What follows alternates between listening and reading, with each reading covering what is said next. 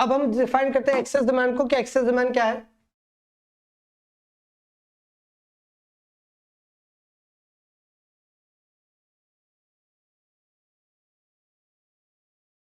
I hope visible है, हाँ जी visible है। तो स्टूडेंट्स एक्सेस डिमांड क्या है? It refers to a situation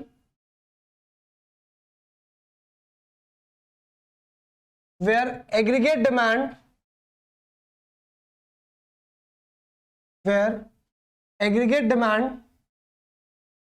is more than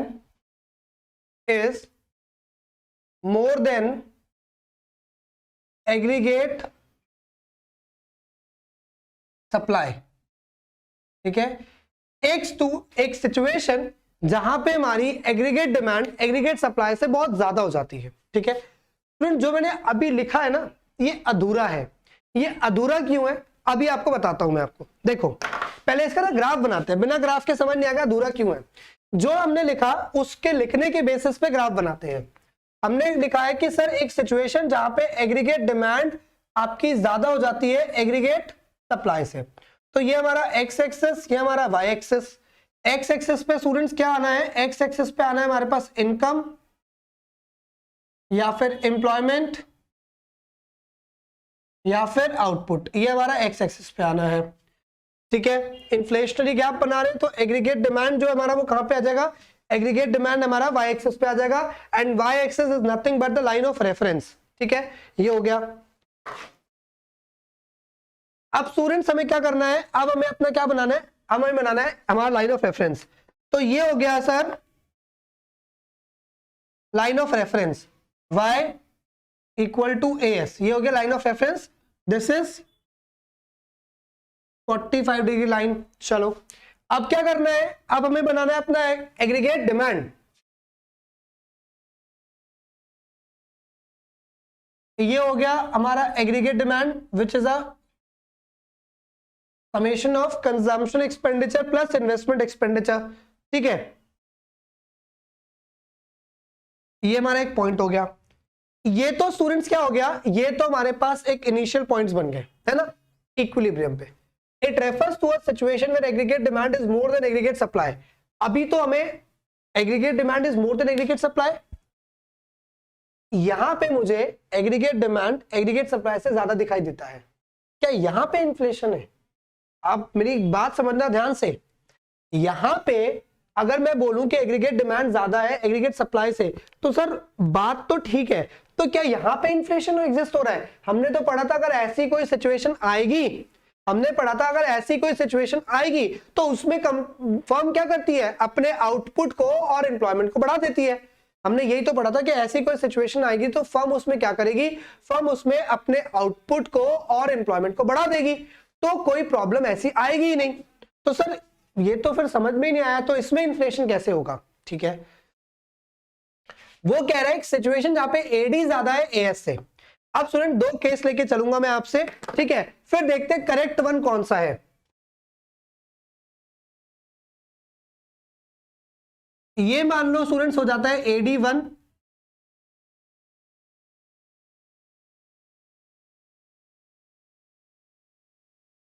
ये मान लो हो जाता है एडी 0।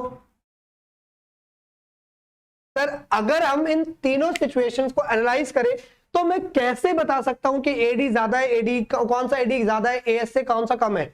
मैं अगर इसको देखूं तो यहाँ पे ये इससे ज्यादा है, इसको देखूं तो इससे ये ज्यादा है। यार ऐसे तो कभी क्लियर ही नहीं होगा कि मेरा जो इन्फ्लेशन है वो कहां पे एग्जिस्ट कर रहा है, क्योंकि अगर सिर्फ एडी बना के छोड़ा था तो ये वाले जोन में इन्फ्लेशन अगर मैं बोल भी देता हूं तो सर यहाँ पे तो there is a chances of increase in output. हमने पढ़ा था ना एएसएडी इक्विलिब्रियम, याद करो स्टूडेंट्स, एएसएडी इक्विलिब्रियम में यही तो हमने पढ़ा था कि अगर कोई भी पॉइंट यहाँ पे लाई करता है तो फर्म आउटपुट को एम्प्लॉयमेंट को बढ़ा देगी।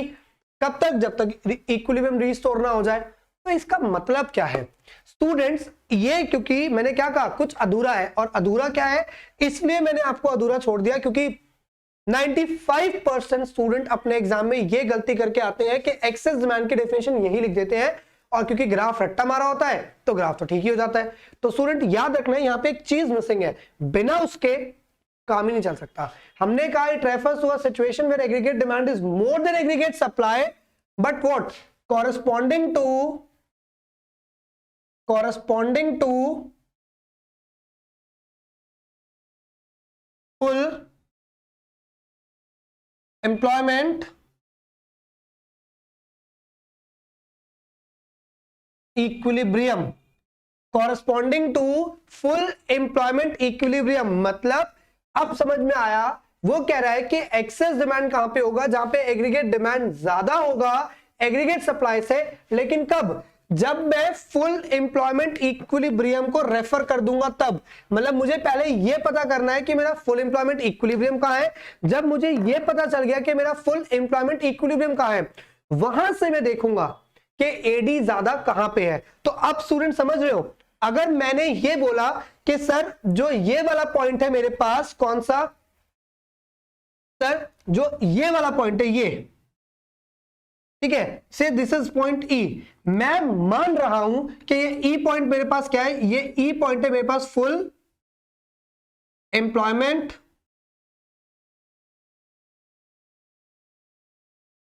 इक्विलिब्रियम। ये ई पॉइंट मेरे पास क्या है, ये ई पॉइंट है मेरे पास फुल एम्प्लॉयमेंट इक्विलिब्रियम।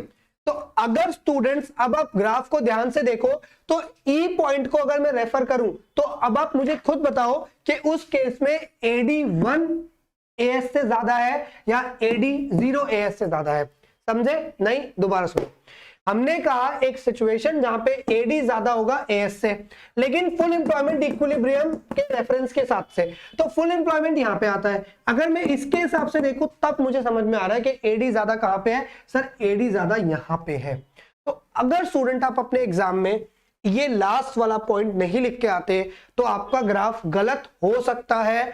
एग्जामिनर के ऊपर डिपेंड करता है कि वो कितने केयरफुली पेपर को चेक कर रहे हैं।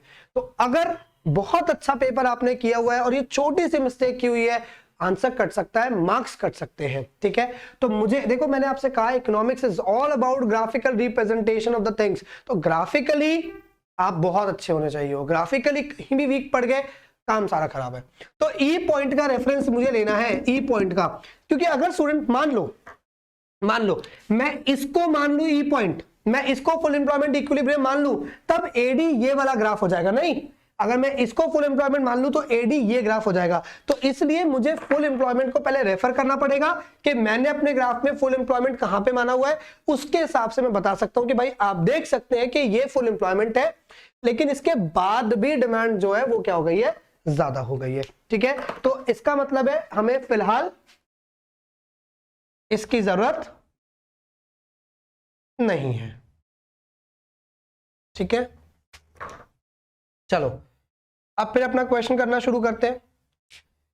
तो हमें समझ में आ गया, क्या समझ में आ गया, हमें समझ में ये आ गया कि सर जो हमारे पास ये सिचुएशन है, यही सिचुएशन क्या है, यही सिचुएशन रिस्पॉन्सिबल है एग्रीगेट डिमांड के ज्यादा होने के लिए, क्योंकि इस केस में जो हमारी फुल एम्प्लॉयमेंट है, इस केस में जो हमारी फुल एम्प्लॉयमेंट है वो बढ़ गई। ठीक, सॉरी, इस केस में फुल एम्प्लॉयमेंट यहां पे है, लेकिन फुल एम्प्लॉयमेंट के बाद भी एग्रीगेट डिमांड जो है वो ज्यादा हो जाता है। तो ये जो हमारी इकोनॉमी जो मैक्सिमम आउटपुट बना सकती थी, वो कितना बना सकती थी, हमारी इकोनॉमी मैक्सिमम आउटपुट बना सकती थी ये ओवर लेवल ऑफ आउटपुट। ठीक है, हमारी इकोनॉमी मैक्सिमम कितना बना सकती थी, हमारी इकोनॉमी मैक्सिमम बना सकती थी ओ वाई।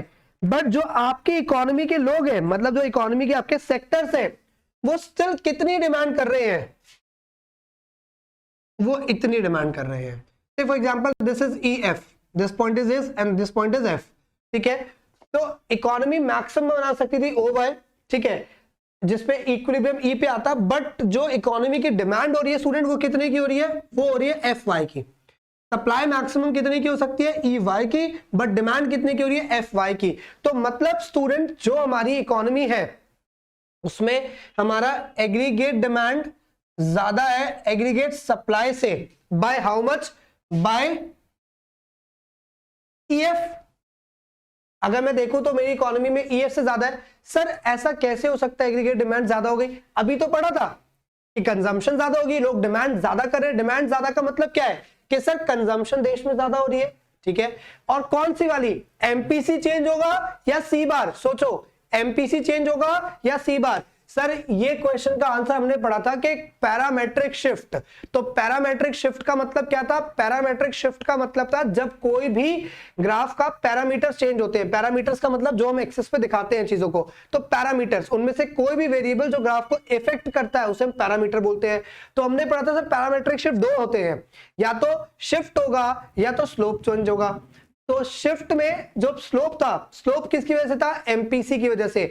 लेकिन एक था यहां पे देखो क्या हो रहा है स्टूडेंट, ये था इंटरसेप्ट, है ना, ये मेरे पास क्या था, ये मेरे पास था मिनिमम कंजम्पशन जो कि था ओसी बार, है ना। सर यहां पे ये जो चीज आ रही है ये अच्छा स्टूडेंट एक बात याद रखनी है आपको, ये था ओसी, ठीक है, ये मेरे पास कितना था, ओसी से स्टार्ट होता जो भी था। सर यहां पे डेफिनेटली क्या हो रहा है, यहां पे इंटरसेप्ट चेंज हो रहा है। तो इंटरसेप्ट चेंज होने का मतलब क्या है, स्लोप तो चेंज नहीं हो रहा, मतलब या तो सी बार चेंज हो रहा है या तो फिर आई चेंज हो रहा है। स्टूडेंट्स गवर्नमेंट का एक्सपेंडिचर भी चेंज हो सकता है और नेट एक्सपोर्ट पे भी चेंजेस आ सकते हैं, वो हम थ्योरेटिकली तो पढ़ेंगे बट ग्राफ में शो नहीं करेंगे, बिकॉज हम ग्राफ में टू सेक्टर मॉडल की बात कर रहे हैं। तो टू सेक्टर मॉडल में या तो आप कंजम्पशन को चेंज करके दिखाओगे या तो इन्वेस्टमेंट को। आप टू सेक्टर मॉडल के अंदर गवर्नमेंट एक्सपेंडिचर्स और नेट एक्सपोर्ट्स को इंक्लूड नहीं करोगे। तो ये हमें ये भी समझ में आ गया कि सर ये जो है ये गैप क्या है हमारे पास, ये वाला जो गैप है यही इकोनॉमी में क्या क्रिएट कर रहा है, सर यही गैप इकोनॉमी में क्रिएट कर रहा है इन्फ्लेशनरी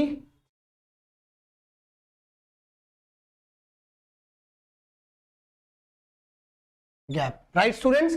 जो हमारे पास ये वाला गैप है सर, यही गैप इकोनॉमी में क्या क्रिएट कर रहा है, यही गैप इकोनॉमी में क्रिएट कर रहा है आपका इन्फ्लेशनरी गैप। क्लियर है students, so that is the idea, ठीक है। क्यों क्रिएट कर रहा है सर, सिंपल सी बात है ना, जितना डिमांड हो सकता था, जितना प्रोड्यूस मैं कर सकता था मैंने कर दिया, उसके बाद भी इकोनॉमी डिमांड कर रही है। मैं पहले ही अपने आउटपुट को, एम्प्लॉयमेंट को फुल एम्प्लॉयमेंट पे ले जा चुका हूं, बट उससे ज्यादा बियॉन्ड कैसे लेके जाऊं, उससे ज्यादा लेके नहीं जा सकता, तो प्राइसेस बढ़ जाते हैं। अब सुन, एक और गलती जो होती है मैंने यहां पे करके उसे रब किया है, आपने भी ध्यान रखना है। इस वाले गैप को you will not consider it as C bar, ठीक है। सर क्यों, हमने तो पढ़ा था कि गैप सी बार होता है। स्टूडेंट ये गैप सी बार होता है लेकिन कब, जब you will plot a consumption graph, this is AD और AD is the summation of consumption plus investment. तो उसको सिर्फ सी बार तो नहीं बोल सकता ना मैं, तो मतलब वो वाला गैप क्या होगा, सी बार प्लस आई बार होगा, वो सिर्फ सी बार नहीं हो सकता, याद रखना। सी बार तो सिर्फ कंजम्पशन के केस में होगा, एडी तो दोनों के समेशन से आया है, एडी तो दोनों के समेशन से आया, तो सिर्फ सी बार बोल दूंगा तो इसका मतलब मैं आई बार जो कि ऑटोनोमस इन्वेस्टमेंट उसको जीरो मान रहा हूं, ऐसा तो नहीं होता, वो भी कुछ होती है। तो एडी के केस में this gap will be C bar और आई बार बोथ, ठीक है, याद आपको रखना है। तो सिर्फ सी बार आपने इसको नहीं बोलना, तो मतलब एडी ज्यादा हो सकता है या तो कंजम्पशन के ज्यादा होने की वजह से या तो इन्वेस्टमेंट के ज्यादा होने की वजह से। तो student that is the concept of excess demand. चलो ये तो हमें समझ में आ गया। अब जरा करते हैं क्या, इसके रीजंस क्या है, ठीक है, और इसका इंपैक्ट इकोनॉमी के ऊपर क्या होता है। पहले करते हैं reasons.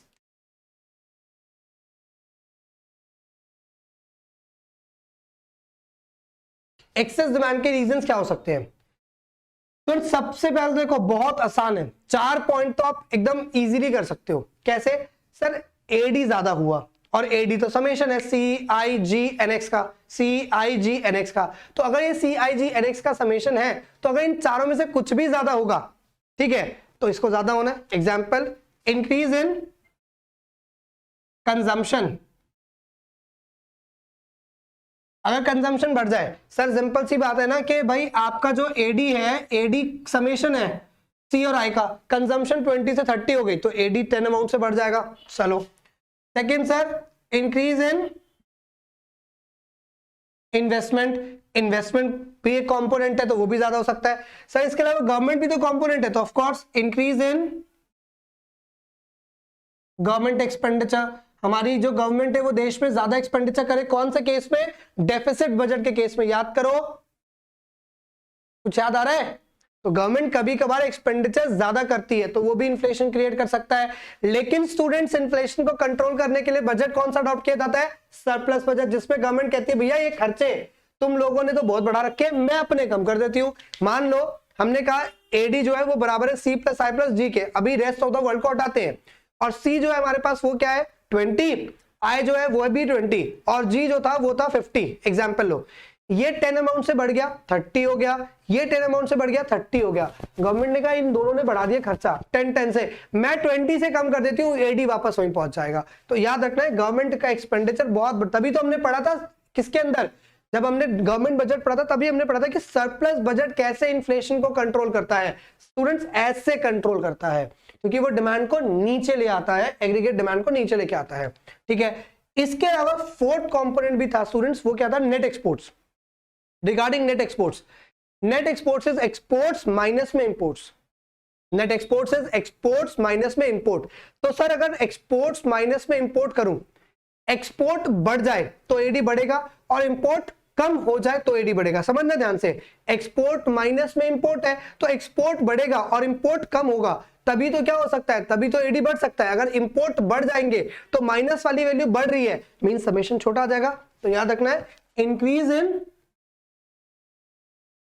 Exports which is X और decrease in imports which is M. तो ये हो गया। ठीक है स्टूडेंट्स, तो रीजंस क्या है? Increase in consumption expenditure, okay, increase in investment, okay, government expenditure, okay, exports, okay, imports, okay. तो क्या सिर्फ एडी सिर्फ इसी वजह से बढ़ सकता है? स्टूडेंट्स, बिसाइड्स दैट एक पॉइंट और था जो मैंने बिल्कुल इनिशियली बोला था, याद करो। हमने कहा था कि सर एग्रीगेट डिमांड ज्यादा हो जाती है कब? इन सब कारणों की वजह से लोगों की इनकम बढ़ती है। और सर जो इनकम है, इनकम के बढ़ने का एक बहुत बड़ी वजह थी मनी सप्लाई का बढ़ना। और मनी सप्लाई कब बढ़ती है स्टूडेंट्स? मनी सप्लाई तब बढ़ती है जब गवर्नमेंट क्या करती है? जब गवर्नमेंट करती है डेफिसिट फाइनेंसिंग। याद करो स्टूडेंट्स, गवर्नमेंट जब डेफिसिट फाइनेंसिंग करती है तब भी क्या होता है? तब भी देश में पैसा बढ़ जाता है, मतलब मनी सप्लाई बढ़ जाती है। सर डेफिसिट फाइनेंसिंग क्या थी? जब स्टूडेंट्स गवर्नमेंट डेफिसिट बजट को अडॉप्ट करती है और उस डेफिसिट बजट की वजह से गवर्नमेंट को घाटा ही होना है, ठीक है, उस घाटे की रिकवरी के लिए गवर्नमेंट के पास ऑप्शंस क्या रहते हैं? बोरो करने का, पढ़ा था हमने गवर्नमेंट बजट में, बोरो करने का, हाँ यस सर, बोरो करने का ऑप्शन रहता है। इसके अलावा गवर्नमेंट डिपेंड हो सकती है फॉरेन से आने वाली इन्वेस्टमेंट्स के ऊपर, कि क्या पता फॉरेन से कुछ इन्वेस्टमेंट्स आ जाए तो भी पैसा आ जाएगा, ठीक है। जिसके ऊपर डिपेंड हो जाना ठीक भी बात नहीं, क्योंकि फॉरेन से इन्वेस्टमेंट्स आना हमारे पे डिपेंड नहीं करता, वो तो उनके मूड पे है, उनको कैसे बेटर रिटर्न दिख रहे हैं, उनको क्या प्रोस्पेक्ट दिख रहा है आगे का, ठीक है। बिसाइड्स दैट किस पे डिपेंड करता है? बिसाइड्स दैट स्टूडेंट डिपेंड करता है आपकी डेफिसिट फाइनेंसिंग पे, कि गवर्नमेंट को पता है जो सबसे बेस्ट सोर्स है वो क्या है? गवर्नमेंट को पता है सबसे बेस्ट सोर्स है कि अपनी सिक्योरिटीज आरबीआई को देना और उसके बेसिस पे आरबीआई से बोलना कि नई करेंसी को प्रिंट कर दिया जाए। तो जब वो नई करेंसी प्रिंट होती है तो पहले से देश में मनी सप्लाई है। स्टूडेंट, गवर्नमेंट के घाटे का मतलब है गवर्नमेंट का घाटा, देश का नहीं, क्योंकि देश में प्राइवेट सेक्टर भी है।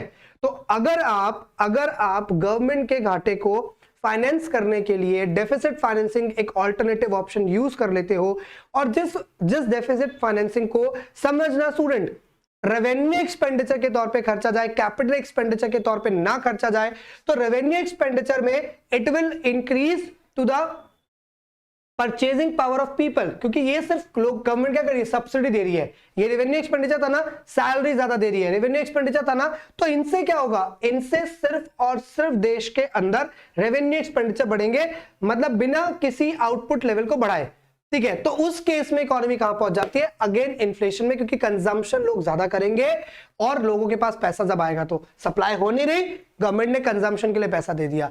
लेकिन अगर गवर्नमेंट इन्फ्लेशनरी गैप के अंदर, मतलब जब गवर्नमेंट को दिख रहा है कि भाई घाटा हुआ है, घाटे को पूरा करने के लिए डेफिसिट फाइनेंसिंग की गई है, बट वो फंड स्टूडेंट डेवलपमेंट के प्रोजेक्ट्स में लगाए गए हैं।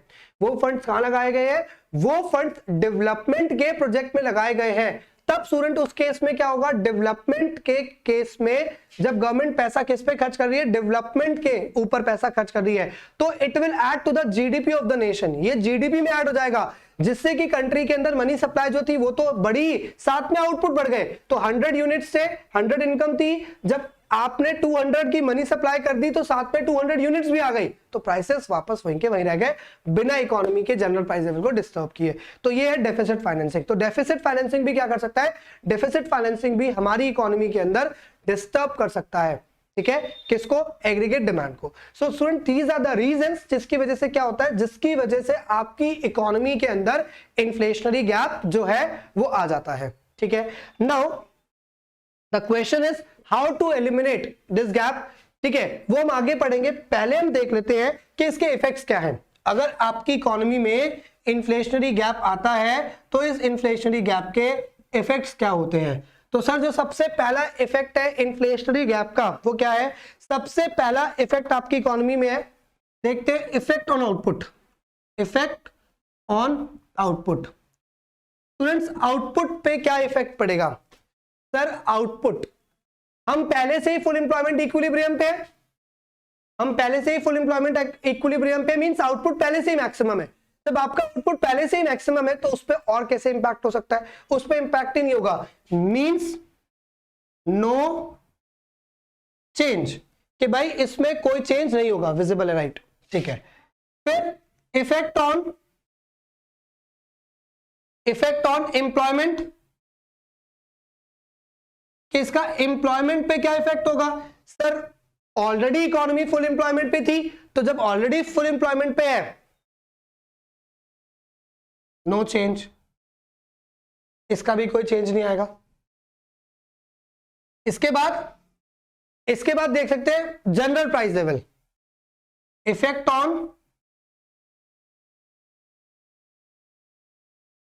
जनरल प्राइस लेवल, ठीक है, effect on general price level, के जनरल प्राइस लेवल जो है वो कैसे, उस पे क्या इंपैक्ट आएगा। सो जनरल प्राइस लेवल पे क्या इंपैक्ट आएगा, इट विल इंक्रीज, राइट।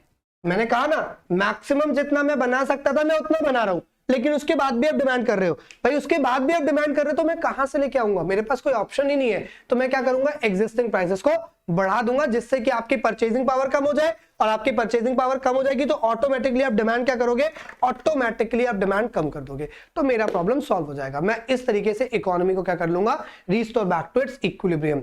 तो स्टूडेंट्स ये क्या हो गया, ये हमारे पास हो गया पूरा का पूरा एक्सेस डिमांड, या फिर जिसे आप क्या बोलेंगे, इन्फ्लेशनरी गैप। इसे आप क्या बोलेंगे, एक्सेस डिमांड, या फिर बोलेंगे इन्फ्लेशनरी गैप। सो इस तरीके से इकोनॉमी के अंदर स्टूडेंट इन्फ्लेशनरी गैप एग्जिस्ट करता है, और उसका इन्फ्लेशनरी गैप इसलिए बोला गया क्योंकि हमने देखा कि इस सिचुएशन में क्या करा है, इस सिचुएशन में किसी भी चीज को बिना चेंज करे सिर्फ एक चीज को टारगेट कर दिया, वो टारगेट क्या किया, जनरल प्राइस लेवल को, और चीजें महंगी हो गई और इकोनॉमी कहां पहुंच गई, इकोनॉमी इन्फ्लेशनरी गैप में पहुंच गई, ठीक है।